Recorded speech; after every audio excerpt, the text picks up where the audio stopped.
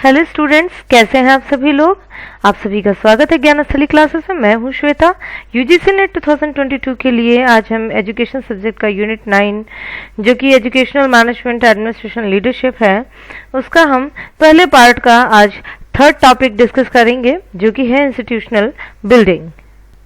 Institutional building term को जानने से पहले जान लें इंस्टीट्यूशन क्या होता है। Institution may be defined as a responsive, adaptive organization which is a product of social needs and pressures. It is a part of the larger system, that is the community or the society, and is a forward-looking, adaptive and proactive part of the community. जो institution है वो एक तरीके का organization होता है। जैसे कि ऑर्गेनाइजेशन जो है वो एग्जिस्टेंस में आता है किस लिए, किसी गोल को अचीव करने के लिए या सेट ऑफ गोल्स को अचीव करने के लिए। उसके लिए वो क्या करता है कि डिवीजन ऑफ वर्क करता है, वेयर इन द ओवरऑल गोल और ऑब्जेक्टिव इज ब्रोकन इनटू सब गोल्स, जहाँ पर कि जो गोल्स होते हैं वो सब गोल्स में ब्रोक डाउन करते जाते हैं and then turn into activities to be performed by each of the individuals, thus giving rise to differentiation in power, authority, role and responsibilities. इन सभी डिफरेंशिएटेड फंक्शन को हम कोऑर्डिनेट करते हैं in terms of rationally conceived role relationships and a normative order. जैसे कि जो organisation जो होता है it aims at maintenance of internal order and efficiency in goal realisation. ठीक है, ये जो है इंटरनल ऑर्डर का मेंटेनेंस जो है करता है और गोल रियलाइजेशन में जो एफिशिएंसी है इसकी, ये एम होता है ऑर्गेनाइजेशन का। लेकिन जो इंस्टीट्यूशन होता है एक्सटेंड बियॉन्ड दिस गोल, वो इस गोल से भी बढ़कर है, गोल तक सीमित नहीं है। इंस्टीट्यूशन जो होता है वो रिलेटिवली मोर परमानेंस होता है ऑर्गेनाइजेशन के मुताबिक, वो ज़्यादा लॉन्ग लास्टिंग होता है। ऑर्गेनाइजेशन जो होते हैं वो ऑर्गेनिक होते हैं and they have a birth, growth and finally decay. But institution जो होता है ये ज़्यादा से ज़्यादा एंड्योरिंग होता है। It they have capacity of continuous growth की कैपेसिटी होती है, ability to cope and adopt under diverse pressures. और इंस्टीट्यूशन में ये एबिलिटी भी होती है कि वो जो भी डाइवर्स प्रेशर्स हैं, पुल्स हैं, उनके साथ कोप अप कर सके और अडॉप्ट कर सके to make trust in to the future, in addition to having an impact on the society और community in which they exist. और क्या सोसाइटी में या कम्युनिटी में इम्पैक्ट क्या पड़ रहा है जहाँ की वो एग्जिस्ट करते हैं, ये भी जो है वो ध्यान रखते हैं। They perform services and functions which are valued in the community. वो इंस्टीट्यूशन जो होते हैं वो ऐसी सर्विसेज परफॉर्म करते हैं, फंक्शंस परफॉर्म करते हैं जो कि कम्युनिटी और सोसाइटी में वैल्यूड किए जाते हैं। And also play the roles of a change inducing, a change protecting agent within the community. It's a change protecting agent, it's a change inducing. ये एक तरीके का चेंज लाते हैं हमारी कम्युनिटी में। while all institution basically start as organization, जबकि जितने भी इंस्टीट्यूशन होते हैं वो एज अ ऑर्गेनाइजेशन स्टार्ट होते हैं, एज अ ऑर्गेनाइजेशन एग्जिस्टेंस में आते हैं। It is only a few organisations, कुछ ही ऑर्गेनाइजेशन होते हैं जो कि सर्वाइव करते हैं, that can survive, grow and adopt to achieve finally an institution status. कुछ ही ऐसे ऑर्गेनाइजेशन होते हैं जो कि सर्वाइव करते हैं, ग्रो करते हैं और अडॉप्ट करते हैं इंस्टीट्यूशन स्टेटस को फाइनली। ओके, जैसा कि एस्मान एंड ब्लेज ने 1966 में इंस्टीट्यूशन को डिफाइन किया था as organisations which incorporate, foster and protect normative relationships and action patterns and perform functions and services which are valued in the environment और community और सोसाइटी। ओके, अब बात आती है इंस्टीट्यूशनल बिल्डिंग क्या होता है। Institutional building refers to transforming an organization into an integrated organic part of the community so that the organization can effectively play the role of projecting new values and become an agent of change in the community. Institution building क्या होता है कि किसी भी organisation को जो है transform किया गया हो as an integrated organic part of the community के इंटीग्रेटेड पार्ट में उसको ट्रांसफॉर्म किया गया so that the organisation can effectively organisation जो है वो प्ले कर सके role of projecting new values and become an agent of change in the community. जो नए वैल्यूज हैं, नए कल्चर है, नए नॉर्म्स हैं, उन्हें वो प्रोजेक्ट कर सके और कम्युनिटी में चेंज ला सके। ठीक है, इसे हम इंस्टीट्यूशनल बिल्डिंग कहते हैं। अब आते हैं कि फैक्टर्स क्या होते हैं जो कि इंस्टीट्यूशनल बिल्डिंग को इन्फ्लुएंस करते हैं। There are several factors that influence institutional building. First is goals और objective. Clarity or specificity of the goals is basic to institutional building. The goals should also be perceived as important and justify the need for the organization. The goals should be perceived as important and justify the need for the organization both with respect to expectations of the members within and society outside the organization. When the goals are seen as challenging and interesting and widely accepted among members of the organization and the activities of the members are focused around these goals, institution building is possible. मतलब कि goals और objective जो है वो clear होना चाहिए, specify होना चाहिए, जिससे कि जो हमारे जो मेंबर्स हैं ऑर्गेनाइजेशन के उनको ये पता होना चाहिए कि हाँ ये कॉमन गोल है और वो उन सभी का फोकस जो है इस सेम मतलब कॉमन गोल पर होना चाहिए, इंडिविजुअल कोई भी गोल ना हो, तभी इंस्टीट्यूशन बिल्डिंग जो है वो पॉसिबल होता है। Superordinate goals like commitment, loyalty and patriotic fervor among employees generally tend to facilitate this institution building. जो सुपरऑर्डिनेट गोल्स जो होते हैं इंडिविजुअल एम्प्लॉयज़ के, जैसे कमिटमेंट है गोल्स के प्रति, लॉयल्टी है, पैट्रियोटिक फेवर है एम्प्लॉयज़ में, तो ये सभी जो है वो फैसिलिटेट करते हैं इंस्टीट्यूशनल बिल्डिंग को। ठीक है, सेकंड वेरिएबल है जो कि इंस्टीट्यूशन बिल्डिंग को कंट्रीब्यूट करता है, वो है people. Selection of the people for position in the organization should be in terms of a right fit between the individual and the job. Two aspects are important in this context. पहला task maturity और दूसरा psychological maturity. जैसे कि इसमें बताया गया कि जो पीपल का सिलेक्शन किया जाए पोजीशन के लिए ऑर्गेनाइजेशन में, ये जो है should be in terms of a right fit.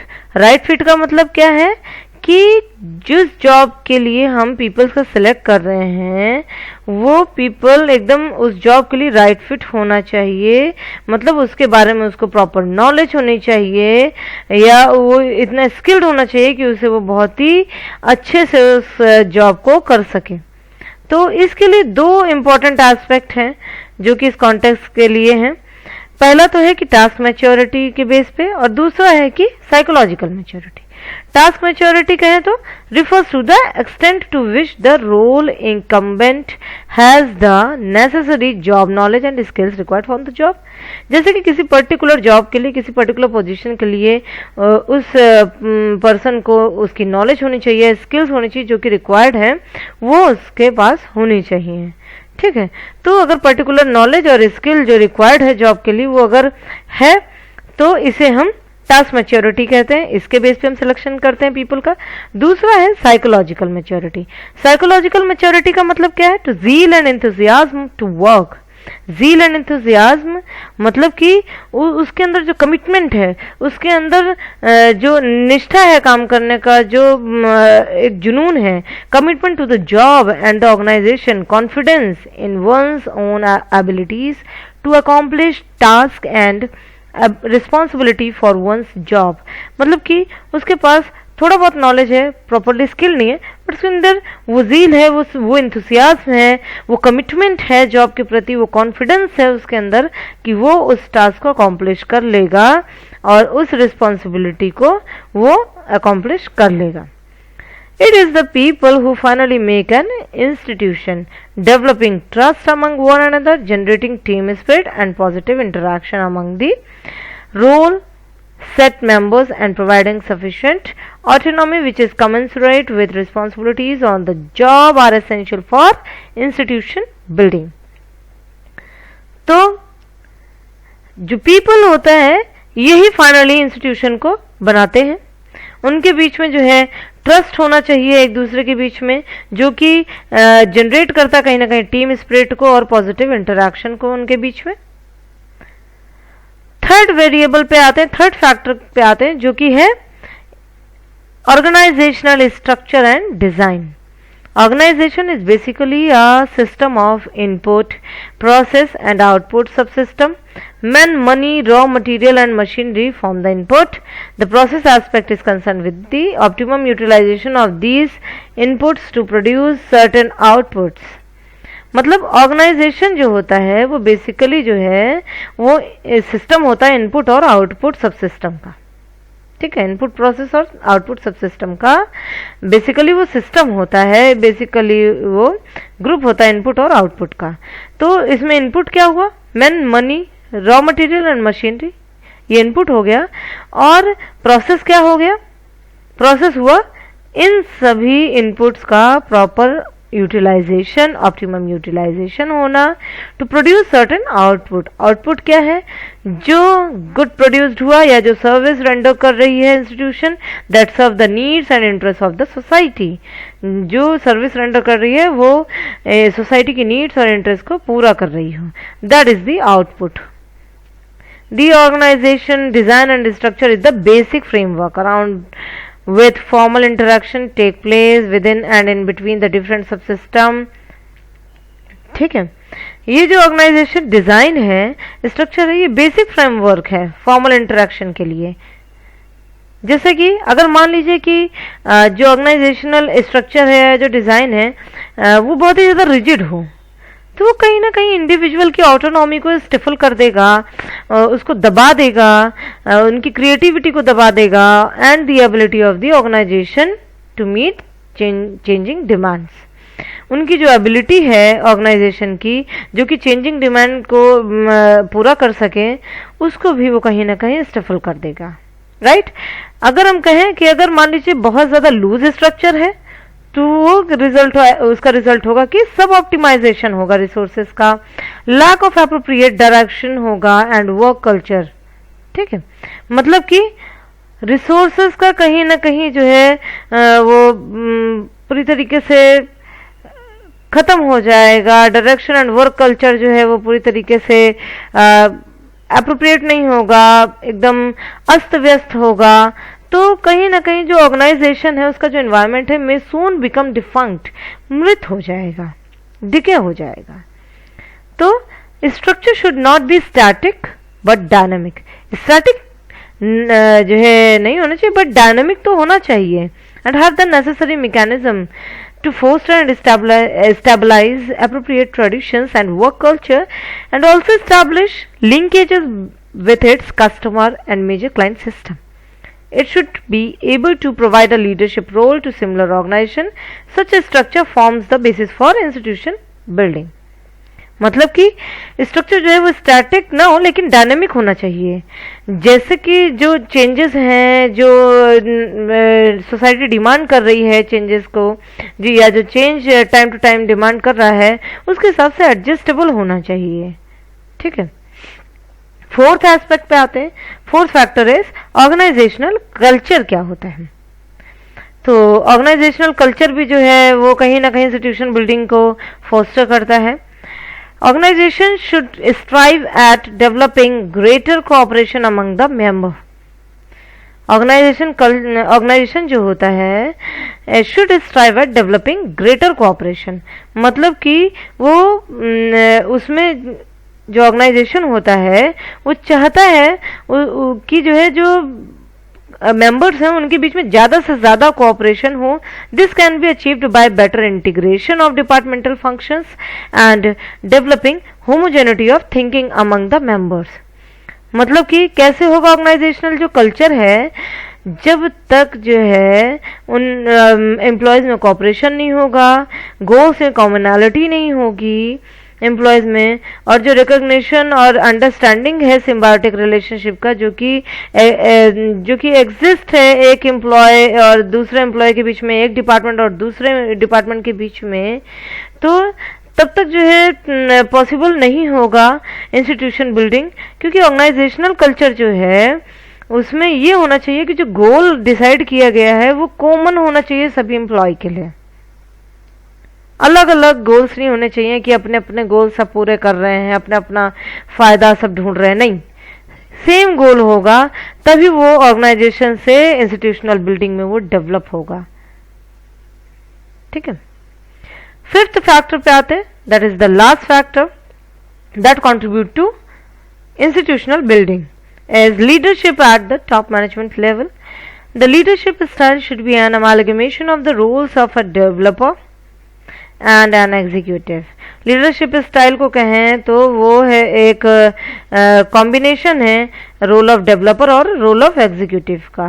Developer का रोल क्या होता है कि he places trust in his subordinate. अपने सबऑर्डिनेट में ट्रस्ट जो है वो बिल्डअप करता है. Provides them opportunities to take up responsibilities. Motivate करता है उन्हें उनके परफॉर्मेंस में और उन्हें प्रोवाइड करता है अ क्रिएटिव वर्क एटमॉस्फेयर. एक रिजिड वर्क एटमॉस्फेयर नहीं, क्रिएटिव वर्क एटमॉस्फेयर प्रोवाइड करता है. And he is supportive in his relationship with others and provide opportunities for growth, self direction and self control for his subordinate.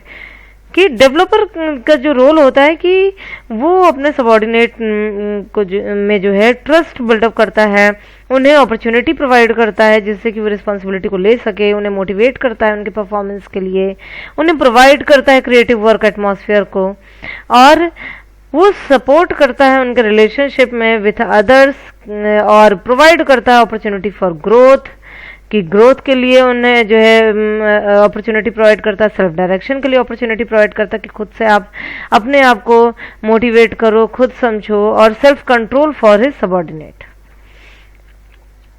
An executive क्या होता है? An executive as an team builder inspires participation among the members and thereby ensures their commitment to organizational goal.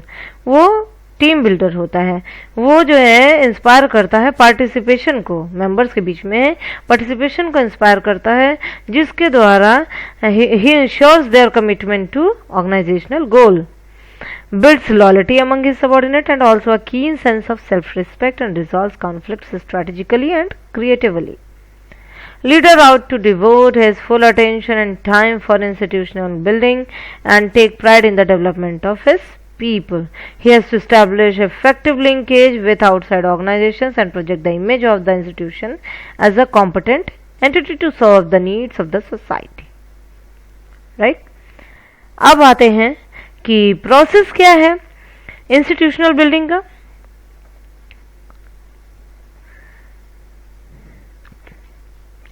Institutional building refers to the process of birth, development, renewal and institutionalization. All organizations are organic that they have birth, development, growth and finally decay. If the organization does not invigorate and renew itself, invigoration and renewal extend the longevity and performance of the organization where it stabilizes as an institution. While many organizations die a burning, it is only a few that seem to live forever. सारे organisation मैंने जैसे बताया है कि organic होते हैं, केवल उनका क्या होता है कि बर्थ होता है, डेवलप करते हैं, ग्रोथ होता है और फाइनली टिके हो जाते हैं, क्योंकि it does not invigorate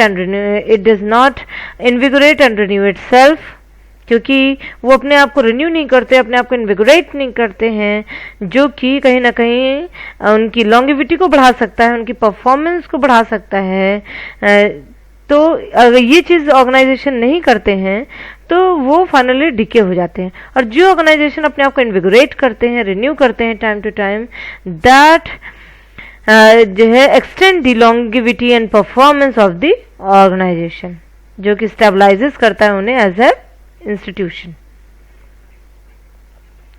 जैसा कि पहला स्टेज जो होता है इंस्टीट्यूशन का, वो क्या होता है? पहला स्टेज है कि is birth of an organisation. Organisations originate at first in the minds of individual as an idea. Organisation का आइडिया एक इंडिविजुअल के माइंड में आता है सबसे पहले।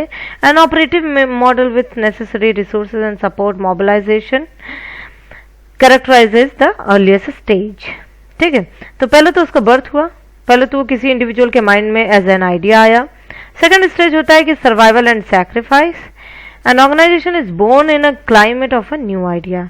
ऑर्गेनाइजेशन जो है वो न्यू आइडिया के क्लाइमेट में बोर्न होता है, होप एंड एक्साइटमेंट के क्लाइमेट में बोर्न होता है, but has to struggle to survive in the world of competition and challenge. वो एक ऐसा new idea, hope and excitement के रूप में के क्लाइमेट में तो बॉर्न होता है, लेकिन इट हैज टू स्ट्रगल, उसे स्ट्रगल करना पड़ता है, उसे सर्वाइव करना पड़ता है वर्ल्ड ऑफ कॉम्पिटिशन और चैलेंज, कंपटीशन और चैलेंज की दुनिया में। The need to survive makes heavy demands on entrepreneurs, money, confidence, commitment, effort, personal time, even family time. मतलब कई चीज़ें सर्वाइव करता है। अगर ऑर्गेनाइजेशन जो है हमने उसका जन्म हुआ तो बहुत सारी चीज़ें वो सर्वाइव करता है, जैसे कि एंटरप्रेन्योर की जो है काफ़ी ज़्यादा हैवी डिमांड होगा, उसके कॉन्फिडेंस का डिमांड होगा, उसके कमिटमेंट का डिमांड होगा, उसके पर्सनल टाइम का डिमांड होगा, इवन फैमिली टाइम भी उसका नहीं है। तो मतलब उसकी हर चीज़ का जो है उसको सरवाइव करना पड़ेगा, हर चीज़ में उसको प्रॉपरली कॉन्फिडेंट होना पड़ेगा, उसको कॉन्फिडेंस अपने अंदर लाना पड़ेगा, उसको अपने ऑर्गेनाइजेशन जो उसने बर्थ किया उसके प्रति उसको कमिटमेंट होना चाहिए, वो अपना पर्सनल टाइम भी उसके लिए दे, एफर्ट करे। If this crisis is adequately resolved, the organization gains a firm foothold. और अगर कोई भी एंटरप्रेन्योर जो है इन सभी स्ट्रगल्स को सरवाइव कर गया तो जो उसका ऑर्गेनाइजेशन होता है वो स्टेबल हो जाता है। It accepts realities and learn from experience. If unable to meet the challenges, अगर चैलेंजेस को मीट करने में अनेबल रह जाते हैं, डिमांड एंड कंपटीशन को नहीं अचीव कर पाते, तो ऑर्गेनाइजेशन में बिकम डिफंक्ट और exist marginally with still heavy demands made on the entrepreneur. और इफ द ऑर्गेनाइजेशन सर्वाइव्स, अगर ऑर्गेनाइजेशन सर्वाइव कर जाता then it should seek for stability, जो कि तीसरा प्रोसेस है stability, which is the third stage. ठीक है, organisation should strive for an efficient work culture based on discipline, reorganization or role relationships, adequate employee compensation perspectives. It should also strive to stabilize its resources, customers, clientele, etc. Fourth stage की बात करें तो stability तो हो गई, लेकिन fourth stage process क्या है? Is self examination regarding where the organisation stands in the eyes of the public. Public की नज़रों में, पब्लिक की नज़रों में ऑर्गेनाइजेशन की क्या वैल्यू है, कस्टमर्स की नज़रों में ऑर्गेनाइजेशन की क्या वैल्यू है, कॉम्पिटिटर्स के नज़रों में उसकी क्या वैल्यू है, ये हमें खुद ही सेल्फ एग्जामिन करना चाहिए। एंटरप्रेन्योर को ये सेल्फ एग्जामिन करना चाहिए कि उसका जो ऑर्गेनाइजेशन है वो पब्लिक के आइज़ में, कस्टमर के आइज़ में, कॉम्पिटिटर्स के आइज़ में किस लेवल में वो स्टैंड करता है। The organization should be prepared to look critically at its products and services and its internal and external operations. Thus, it should be open to criticism and strive to monitor, review, and evaluate its performance and improve it from time to time.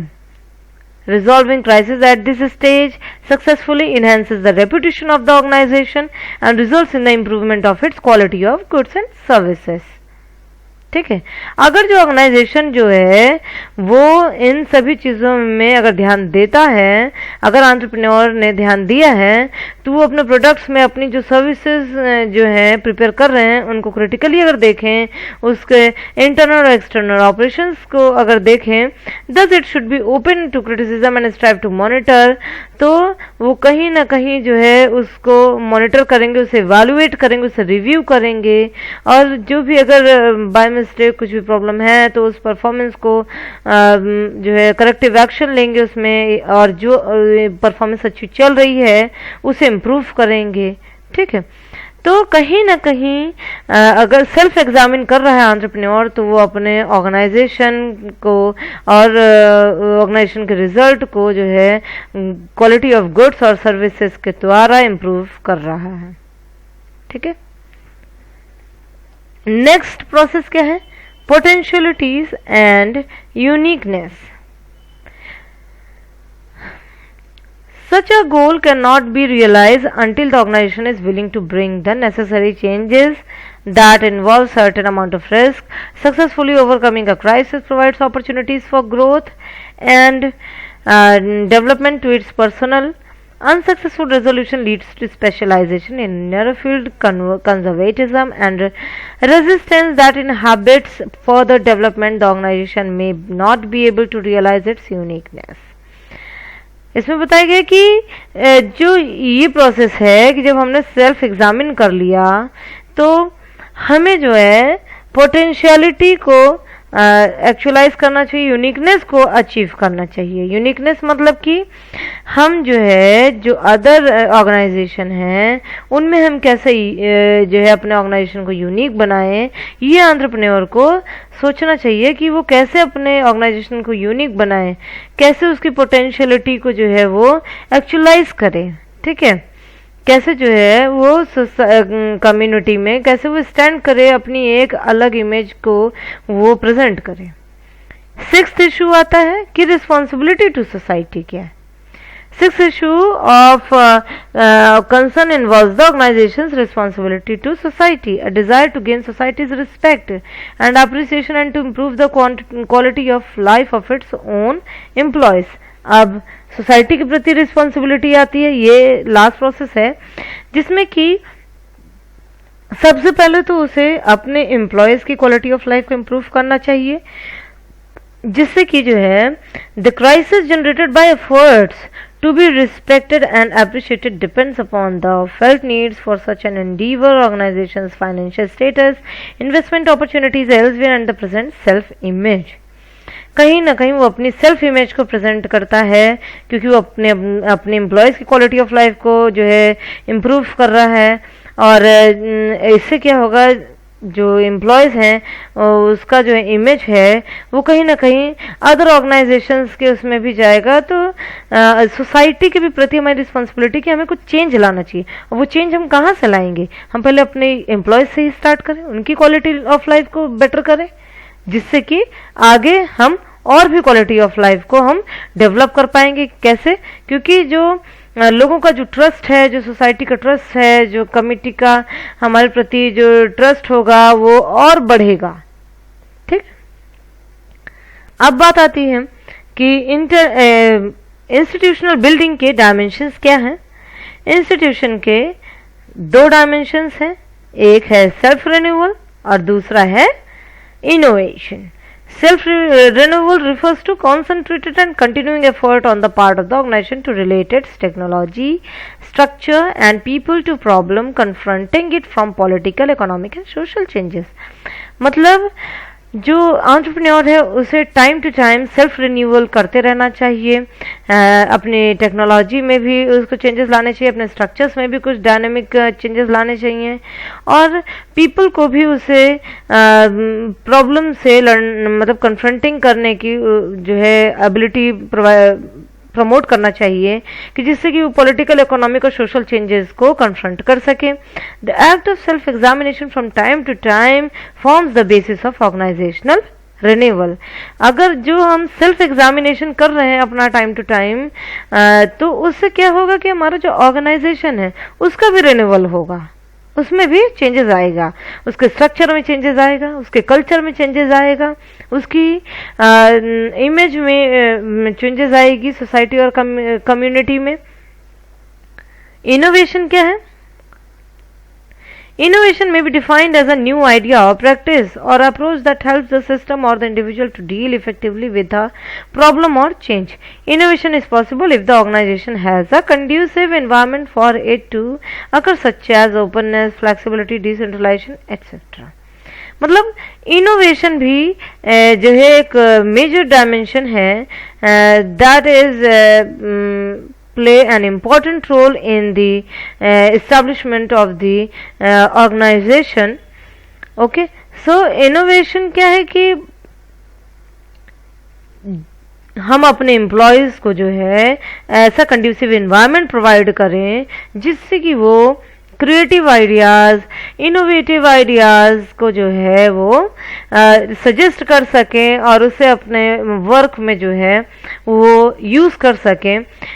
इसके लिए हमें जो है openness रखनी चाहिए अपने जो है ऑर्गेनाइजेशन में, फ्लेक्सिबिलिटी होनी चाहिए ऑर्गेनाइजेशन में और डिसेंट्रलाइजेशन भी होना चाहिए। रिजिड रूल नहीं होना चाहिए, रूल बाउंड कल्चर नहीं होना चाहिए ऑर्गेनाइजेशन का, तभी इनोवेशन जो है वो पॉसिबल हो सकेगा। अब बात करते हैं what are the aspects of institutional building. There are two main aspects of institutional building is external development and the internal development. External development क्या होता है? Development of an institution by an outside expert, which may be an individual or an organization, including development of relevant norms and values. ये जो उसके नियम हैं, जो कानून हैं, जो कुछ रूल्स हैं, जो कुछ पॉलिसीज़ हैं, तो ये जो आउटसाइड स्ट्रक्चर है इंस्टीट्यूशन का उसे डेवलप करना ये भी ज़रूरी है। और दूसरा है इंटरनल डेवलपमेंट। इंस्टीट्यूशन बिल्डिंग का इंटरनल डेवलपमेंट भी होना ज़रूरी है। इंटरनल डेवलपमेंट कैसे? Internal development of an institution to be able to play its role effectively, जो है इफेक्टिव रोल को प्ले करता है इंटरनल डेवलपमेंट। कैसे कि अगर जो सेल्फ रिन्यूअल प्रोसेस है अगर वो अच्छे से हो रहा है, हम अपने जो भी वर्क कल्चर है, जो भी स्ट्रक्चर है, हम उसे टाइम टू टाइम जो है रिन्यू कर रहे हैं, ऑर्गेनाइजेशन को रिन्यू कर रहे हैं सेल्फ रिन्यू प्रोसेस के द्वारा, तो वो कहीं ना कहीं इंस्टीट्यूशन के एक छवि में जो है बहुत बड़ा रोल प्ले करेगा। Now guys, come to the conclusion. Institutional building refers to attempts to improve the functioning of organizations by creating, strengthening or changing institutional software, the way people relate to one another in the context of public action and public activities. Institutional building जो है क्या होता है मैं overall बता देती हूँ अब आपको लास्ट में कि इंस्टीट्यूशनल बिल्डिंग जो है वो एक तरीके का प्रोसेस है जो कि ऑर्गेनाइजेशन को इम्प्रूव करता है, उसकी फंक्शनिंग को इम्प्रूव करता है by creating, strengthening and changing institutional software, जो कि इंस्टीट्यूशन का जो सॉफ्टवेयर है मतलब कि जो उसका जो वर्क कल्चर है उसके थ्रू जो है वो ऑर्गेनाइजेशन के फंक्शनिंग को इम्प्रूव करता है। क्या उसका जो है ऑर्गेनाइजेशन कल्चर की जो उसके मेंबर जो एम्प्लॉयज़ हैं वो कैसे एक दूसरे के से रिलेट कर रहे हैं in the context of public action या पब्लिक एक्टिविटीज़, ये सारी चीज़ें ऑर्गेनाइजेशन की फंक्शनिंग को इम्प्रूव करती हैं। Okay guys, thanks a lot, मिलते हैं अगली क्लास में।